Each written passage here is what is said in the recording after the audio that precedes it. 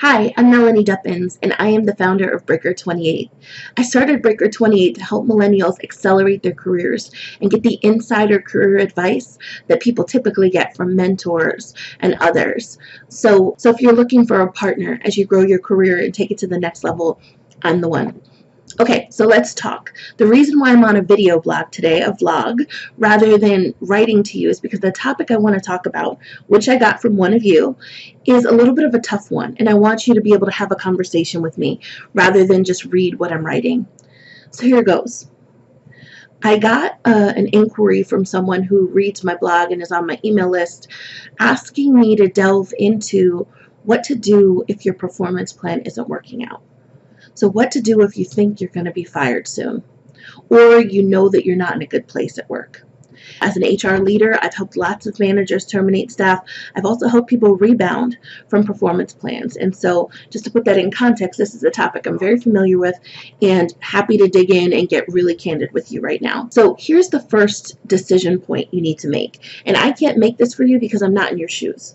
You need to decide whether this is a beyond the point of no return kind of performance issue, or if you're early in the performance process.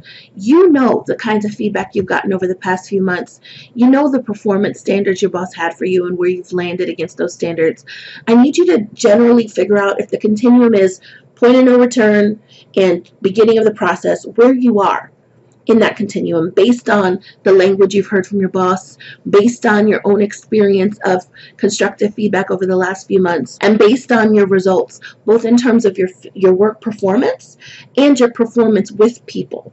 So not just, have I gotten the job done, but have I gotten the job done and built strong relationships at work and been a pleasure to work with and understood my boss really well. So the people side and the result side. Where would you put yourself? If you put yourself toward the end of the process, which it sounds like given the question, then there's a separate set of actions we're going to take. If you put yourself more toward the beginning of the process, then there's a separate set of actions, and we'll talk about those later. So let's start with those of us that are in the fire, right? We're at the end of the process. We should have caught it earlier, but my goodness, it just got real. What are we going to do? Well, here's the first thing. I don't want to pretend that even if you're perfect from this point forward, that you can turn this around. You might be able to, and I'm going to help you, but there's a chance you can't. And so what I want you to do is, as soon as possible, begin your process of finding another job. Do it in a parallel track, and who knows, maybe you can turn it around and you can stay where you are, but I want you to not be in a place where you're without options. What I want you to do, get that resume together, get that cover letter together, and start looking even while you're working diligently to try to turn around your performance at this job.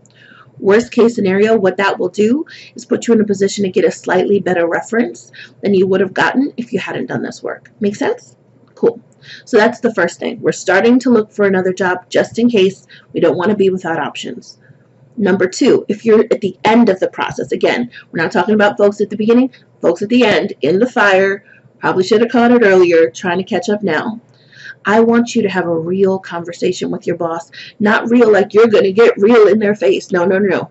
But I mean very candid, very open with them. And what I want you to say, this could be in a check-in, this could be a separate conversation as a follow-up to your performance conversation. But here's what I want you to say to them. I want you to say three things. First, I heard you. Two, here's what you told me I need to change. Three, this is how I'm committed to changing it. Four, I understand that we don't have much time here and I'm committed to working quickly to turn this around. Five, but to do that, I need to know that I sincerely do have a chance to make this right. So that's the order that I want you to go in, because what that's going to do is it's going to disarm your boss, because you're not being defensive. Don't be defensive. You're not trying to make excuses. Don't make excuses. And you're not being litigious. And by that I mean, you're not talking in this passive aggressive kind of language that makes it sound like you're trying to take somebody to court. Side note, if you are trying to take somebody to court, I just want you to know the chips are stacked against you. We are an at-will employer country, which means that employers can fire you for almost any reason as long as it's not your race, your gender, whatever. And it's very hard to prove that you are being fired for a protected class issue. It's very, very challenging. Now, there are some people who have been, and they have every right to take it to court, but I don't want you to be deceived. It is very, very, very hard to win a lawsuit like that. And so I don't want you to think that these little pieces of email subtext that you're picking up are going to get you a winning. It's not going to happen most of the time.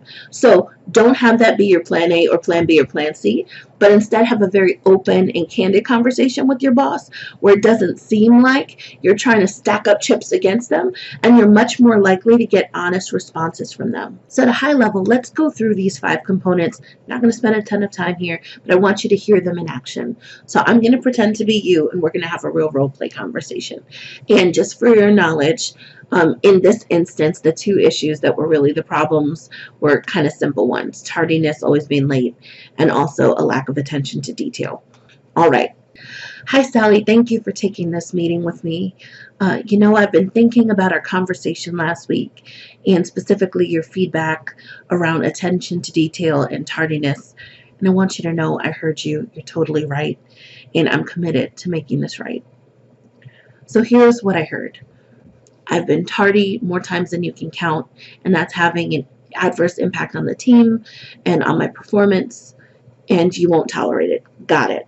The second thing that I heard very clearly was that I'm not showing sufficient attention to detail when I'm reviewing key reports that we send out to partners, and that going forward that won't be tolerated. I need to turn it around. And so I want to tell you my plan to turning these 2 areas around, because I know it's important to you, and I want you to know it is important to me. And I want to keep this job long term, so I'm committed to doing whatever it takes to make my performance what you need. So in terms of tardiness, as I mentioned to you before, one of the challenges I was having was around childcare in the morning. I've already worked that out within my family, so you shouldn't expect an issue with my tardiness moving forward. I'll be here on time. If I'm out, I will give you sufficient notice. If there's an emergency, I will call you personally or text you, let you know exactly like we talked about. And you can see as of today, you will notice a change in that area. The second piece that we talked about is attention to detail. And you're right, the last few reports, there were some key areas that I missed. And so here's what I've done. I've created a checklist, which I'll send to you for review by end of day, which helps me walk through every single report from a quality perspective and make sure that I've caught every single mistake before we send the report out the door. And I think what that will do is that'll make it so that your final read that you do is much more error-free and simpler to do. And then we can get these reports turned around much more quickly for partners without fear that we've missed something. And you'll see those 2 changes starting today. So Sally, the last thing that I wanted to just ask as I go through this process with you is I wanted to ask if I sincerely do have a chance to turn this around.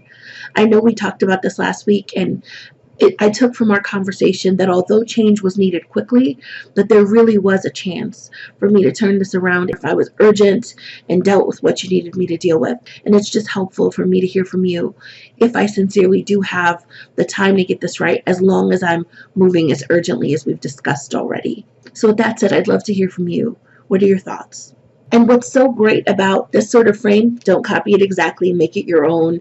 Make sure you make some space for questions in there if you notice that Sally or whomever your boss is has them. But I hope that you hear that in my voice there was a commitment to change. And there was urgency. I understood the stakes. And finally, there was a request from my manager to give me a real shot without putting them on the spot or implying that when they said to me to turn it around that they were being insincere in any way. Don't imply that.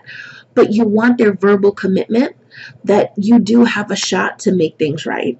And most managers are going to say yes, but in the rare case that they say no, at least you know where you stand. They may say, yes, you do have a chance to turn it around, but I'll be honest with you. You've lost a lot of trust with me. There's not much more we can do here.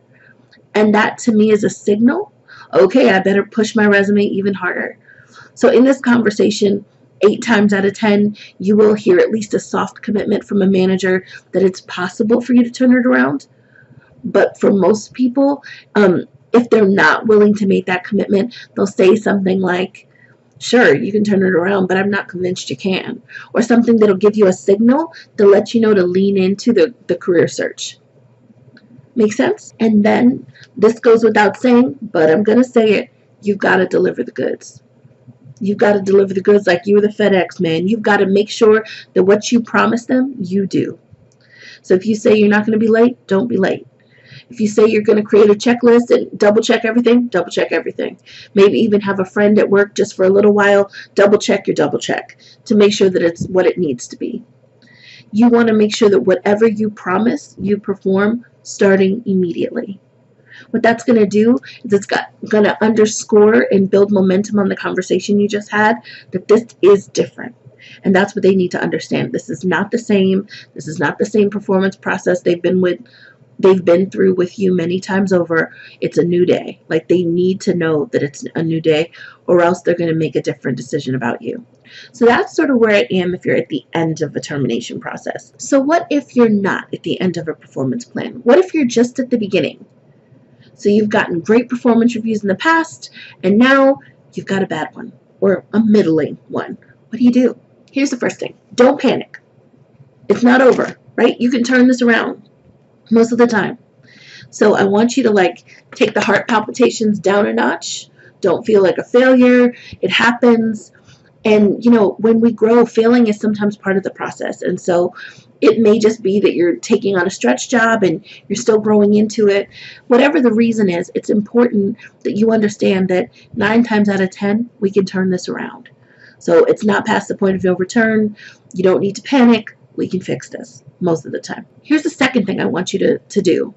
I want you to really simmer on the feedback that you've received. So for example, if you received feedback that you weren't a great meeting facilitator, and that's an important part of your job, I want you to really think about things like, well, how does my boss facilitate meetings? Who are the kinds of people who facilitate great meetings at our organization, and what do they do differently than me? What specifically prompted this feedback, and what are the elements of that meeting and my facilitation that were unacceptable? Really simmer and get clear on what the elements are that you need to change and what you're changing them to.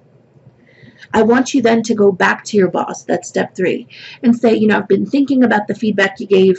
This is how I interpreted it, and these are the areas that I've identified as places that probably need to change in order to meet your expectation, but I don't want to assume.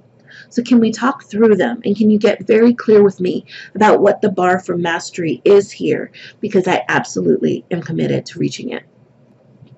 So after we've done that, what do we do next? Well, then you start to work the plan. You invest in courses, you work on your skills, you partner with people who are great at that skill, you read books. It's kind of on you to figure out the right way to develop it, right? Sometimes certain things are practice, so meeting facilitation, a lot of that is just practice, and then being intentional in the room. But if you have another skill gap, for example, development and coding, that's something that you can work offline, right? You can totally go to courses, you can work at home on this. If it's something that's interpersonal, where you're just having issues connecting with people or building relationships, that's something that you can get coaching around. That's something that you can take courses around and certificate programs. I know I certainly learned a ton about emotional intelligence from my own certificate program in organizational consulting, and lots of other programs offer these emotional intelligence components. So depending on the skill, you develop the plan and work that plan. So the next thing I want you to do is I want you to figure out what cadence you're going to check in with your boss to make sure you're on track. So maybe it's weekly at your check-in. You have a 5-minute check-in item on these 2 elements, and you say, this is what I've done this week. These were my results. What do you have for me to do better? Or what is your reaction to this? How would you like it to change? What that does is it makes them feel the momentum and the progress you're making in this area. And if you have a setback along the way, it also gives you an opportunity to say, hey, I noticed this came up this week. I'm still committed to working on it. I'm trying to figure out the root cause of why this happened again, and I need you to know I'm committed to changing it. And that sort of stuff allows them not to make it a big deal because you're catching it as soon as it's happening. Now, you don't have 20 at-bats to catch this mistake. We still do need to work on changing it. But you're going to save some credibility and respect if you notice it before they tell you. And lastly, it's your next performance check-in, the next one that's dedicated specifically to this issue. I want you to have in your back pocket the story of what you did, what your results were, and where you currently think you are with these items. You don't lead with that, let them lead. But when they come to you, you want to have details about what you've done, what your results have been, and areas you're still working to improve.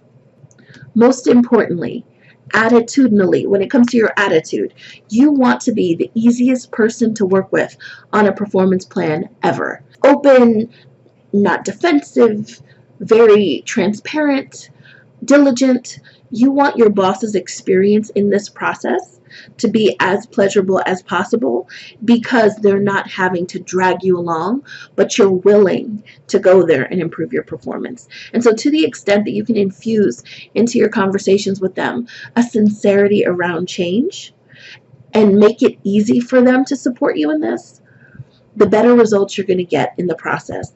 I know that people will say, well, it should be 50-50, or they're your boss, they should be doing the work. I don't care about that. I'm just trying to help you. So if you want this to be the easiest process it can be for you, consider them and make it easy for them. And so there's one thing I do want to hit at that's not really on the continuum, right? It's not like beginning of performance process, end of performance process. It's not even something people necessarily will tell you in a performance review. But sometimes you just have a feeling that something about you, whether it's like your personality or the way you approach the work or your connection to mission, your disposition, whatever it is, it's just not fitting. Like it just doesn't fit at work. And I've experienced this with many friends that have been at roles at companies, and there's something about the culture, something about the relationship with their manager, it's just not working. And it's nobody's fault really, it just is what it is. Here's what I want to tell you. Do not ignore that friend. Like, I can't tell you the number of smart, like hardworking, diligent people who've eventually had to deal with a career issue because they ignored their spidey senses that were telling them this isn't a great fit. Now, I'm not advocating you jump ship in 2 months. That's not what I'm saying. What I am saying is when it's not working, even if you can't put your finger on why, that's something to notice. And one approach to that is to have a candid conversation with your boss and say, I noticed over the past few months we just haven't been connecting, or at least from my perspective, there's something in our way, and I'm trying to get to the bottom of it because I want a successful relationship with you. Can you give me some guidance? Have you been noticing it too? Maybe it's just me. I don't know. And so it opens up the floor for your boss to give you the feedback that you need in order to improve in that area or to give more context to it, to which they might say something like, one of the things about you that I just love is that you're a little sarcastic, but sometimes it can be a lot. And then you have this personality feedback and you have a choice point. Do you want to work somewhere where everybody's sarcastic? Cool. Maybe this isn't the right company for you. Or conversely, oh man, do you need to tone it down a bit? Cool. You can move from there. And so I don't want you to ignore even that non-performance feedback, but the cues you're getting in the environment that something's not working. I want you to be upfront with that and either talk to your boss, talk to a peer, talk to others who would be candid with you, not like 100 others, like one person you trust, and get some insight as to what may be happening. Because our blind spot is real, my friends. Sometimes we have no idea how we're showing up in an organization until it's too late. So don't let that be you. Was this useful? I hope so. If yes, please do write comments, tell me what you think, and if you want other topics covered, there's a link to a survey right below this video. Fill it out, and that's going to help me to tailor future topics to you. It's my commitment to help you be successful. Best of luck as you work this plan out with your boss. All right, bye for now.